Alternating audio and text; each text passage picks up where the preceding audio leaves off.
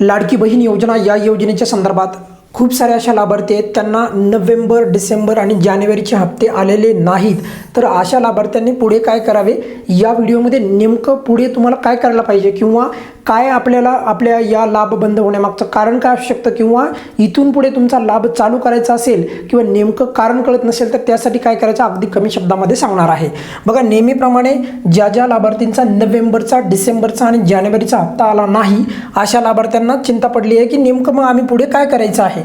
तर त्या संदर्भातच आपल्या या चॅनलच्या माध्यमातून तुमचे जे काही छोटे मोठे मुद्दे असतात तर ते अगदी स्पष्टपणे आपण सरकारपर्यंत पण पोहोचवण्याचं काम करतो या चॅनलच्या माध्यमातून आणि सोबत तुमच्या ज्या समस्या असतात तर त्या खात्रीलायक पद्धतीने तुम्हाला त्या सोडवण्याचं देखील आपण काम करतो. बघा, पहिल्यांदा लक्षात घ्या की तुम्ही केवायसी केली आहे का नाही याची खात्री करा. बघा, जर तुम्हाला नोव्हेंबर, डिसेंबर आणि जानेवारीचा हप्ता आला नसेल तर पहिल्यांदा जी खात्री करायची आहे तर ती म्हणजे तुम्ही केवायसी केली होती का. आता याच्यामध्ये पण मी असं पाहिलं आहे की प्रचंड लाडक्या बहिणी म्हणतात होय सर आम्ही केली होती केवायसी, पण फक्त केवायसी करून चालणार नाही.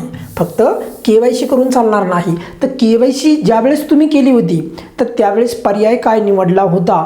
कारण आता जे नवीन अपडेट होती तर त्यानुसार बघा, म्हणजे नवीन अपडेटच्या नुसार सांगतो मी बरं का. तर ज्या अगोदर जे केले होते फार पहिल्यांदा ज्यावेळेस केवायसी चालू झाली त्यावेळेस पर्याय वेगळा निवडायचा होता, पण आता जे नवीन जे काही अपडेटनुसार जी केवायसी आली होती तर त्याच्यामध्ये दोन्ही ठिकाणी आपल्याला नाही हे पर्याय निवडायचा होता किंवा नाही नाही असं उत्तर निवडायचं होतं. दोन्ही ठिकाणी नाही नाही हा पर्याय निवडायचा होता. म्हणजे तुमच्या घरामध्ये शासकीय नोकर आहे का, नाही. तुमच्या घरामध्ये कोणी सेवानिवृत्तीनंतर वेतन घेत आहे का, नाही. तर त्यामुळे दोन्ही ठिकाणी नाही हा पर्याय निवडायचा होता. तर नुसती फक्त केवायसी करून चालणार नाही. काही लाडक्या बहिणींना वाटतं की आमची सक्सेसफुली केवायसी झालेली आहे म्हणजे याचा अर्थ आम्हाला केवायसी करताना आता कोणतीही अडचण येणार नाही. तर केवायसी तुम्ही चुकीची जरी केली असेल तरी देखील तुमची केवायसी यशस्वीरित्या झाली अशा प्रकारचाच मेसेज येतो. त्यामुळे याबद्दल पण प्रचंड लाडक्या बहिणींच्या मनामध्ये अजून बी संभ्रम आहे. त्यामुळे पर्याय काय निवडला हे तुम्ही पाहणं अत्यंत गरजेचं आहे. तर काय पर्याय निवडायचा आहे नवीन अपडेटच्या नुसार, नाही नाही. ज्यांनी केवायसी केली आहे, ज्यांना माहीत आहे की खात्रीलायक सर आम्ही केवायसी केली आहे, तर योग्य पद्धतीने दोन्ही ठिकाणी नाही हा पर्याय निवडला होता का हे तपासा.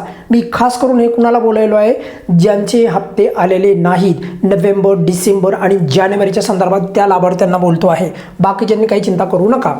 त्यानंतर बघा, जर तुम्ही पर्याय निवडताना समजा काही चूक केली असेल, समजा तुम्ही तिथे आता सध्या नवीन अपडेटनुसार जर का चुकीचा पर्याय निवडला आणि तिथे दोन्ही ठिकाणी पाहिजे होतं नाही नाही, तर मग बदल करता येतो का. तर बघा, बदल करता येतो. 31 मार्चपर्यंत सध्या पोर्टलवर केवायसी दुरुस्तीची लिंक सध्या ॲक्टिव्ह आहे. म्हणजे केवायसी दुरुस्ती करता येते पण नवीन केवायसी करता येत नाही. त्याबद्दल एकदा शासनाने जरा एक 9-10 दिवसासाठी का होईना पण पोर्टल चालू करायला पाहिजे. पण लाभ बंद होण्यामागचं जर का तुम्हाला कारणच कळत नसेल की नेमकं आम्हाला सर केवायसी पण आम्ही दुरुस्ती केली आहे, दोन्ही ठिकाणी नवीन अपडेटनुसार नाही नाही निवडलं आहे, तर असं असून देखील आम्हाला लाभ मिळत नाही, मग यामागचं कारण काय. तर फॉर्मचे स्टेटस चेक करा. आता तुम्ही म्हणाल की कोणत्या फॉर्मचं स्टेटस चेक करायचं आहे. लाडकी बहीण योजनेच्या संदर्भात जे काही फॉर्म आहे त्या संदर्भात आपल्या ॲप्लिकेशनचं स्टेटस चेक करा. कुठे करायचं आहे, डायरेक्ट लाडकी बहीण योजनेच्या वेबसाईटवर जाऊन. तिथे कसे चेक करायचं आहे त्या संदर्भात आपल्या चॅनलच्या प्लेलिस्टमध्ये व्हिडिओ आहे, तो पहा आणि त्यानुसार पहा. त्याच्यामध्ये अगदी स्पष्ट सांगितलेलं आहे स्टेप बाय स्टेप स्टेटस कसं चेक करायचं आहे. या स्टेटसमध्ये काय पाहिजे आहे सर, रिमार्क्समध्ये काय लिहिलेलं आहे ते पाहायचं आहे. रिमार्क्स म्हणजे काय, रिमार्क्स म्हणजे शेरा. इथे काय कळेल सर आम्हाला, इथे कळेल तुमचं लाभ बंद होण्यामागचं कारण आणि ते कारण जर का त्याच्यामध्ये सुधारणा करतात असेल तर सुधारणा करा. हीच बाब तुम्हाला जर का कळत नसेल, केवायसी केली, सर्व पर्याय योग्य निवडले आहेत तरी देखील लाभ येत नसेल तर फॉर्मचं स्टेटस चेक करा. आता हे पण काही लाडक्या बहिणीला जमत नसेल का, कारण त्यांनी ऑनलाईन फॉर्म भरला आहे परंतु अंगणवाडी सेविकेकडनं ऑनलाईन फॉर्म भरला आहे पण लॉग इन पासवर्ड ID माहिती नाही आहे. तर अशा लाडक्या बहिणींनी काय करायचं पुढे त्यांच्या बाबतीत पण सांगतोय. बघा, महिला बालविकास अधिकारी कार्यालय जिल्हा स्तराला असतं, प्रत्येक जिल्ह्याला असतं बघा. तर तुम्ही तिथे जा. तिथे गेल्याच्या नंतर महिला बालविकास अधिकारी कार्यालयाला तिथे गेल्याच्या नंतर तुम्ही तुमचा आधार नंबर तो त्यांना सांगायचा आहे.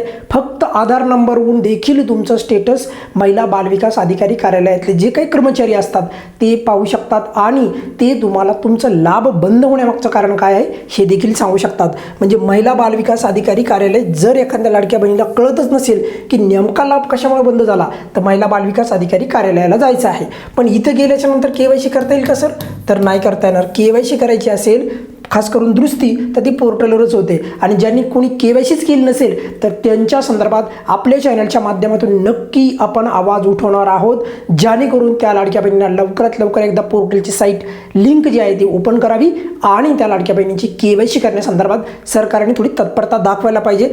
ऑब्व्हियसली खूप वेळ द्यायला त्यांनी मान्य आहे, पण तरी देखील काही टेक्निकल कारणामुळे प्रचंड लाडक्या बहिणी ती KYC करू शकल्या नाही, ही बाब पण तेवढीच सत्य आहे. बघा, अशा प्रकारे यामध्ये तुम्हाला अगदी स्पष्ट सांगितलेलं आहे मी. 2-3 गोष्टी लक्षात घ्यायच्या आहेत. पहिली तर KYC केली आहे का, केली असेल तर दुरुस्ती योग्य केली आहे का, म्हणजे दोन्ही ठिकाणी नाही पर्याय निवडला आहे का. जर हे सर्व केलं असेल तरी कळत नसेल तर फॉर्मचं स्टेटस चेक करायचं आहे. जरी स्टेटस चेक करण्यासाठी तुमच्याकडे कोणतेही पर्याय उपलब्ध नसेल तर मग काय करायचं आहे, शेवटचा ऑप्शन म्हणजे महिला बालविकास प्रकल्प अधिकारी किंवा महिला बालविकास अधिकारी, खास करून जिल्ह्याला एका जिल्ह्याला एकच महिला बालविकास अधिकारी कार्यालय असतं.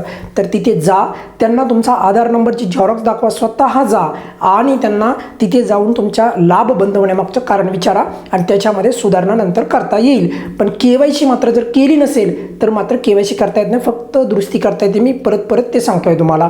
या व्हिडिओमध्ये आपण इथेच थांबूयात. नेहमीप्रमाणे बघा, KYCचं पोर्टल सरकारने लवकरात लवकर चालू करावे एकदा थोड्या काही दिवसासाठी, ही सरकारला परत व्हिडिओच्या शेवटी विनंती आहे.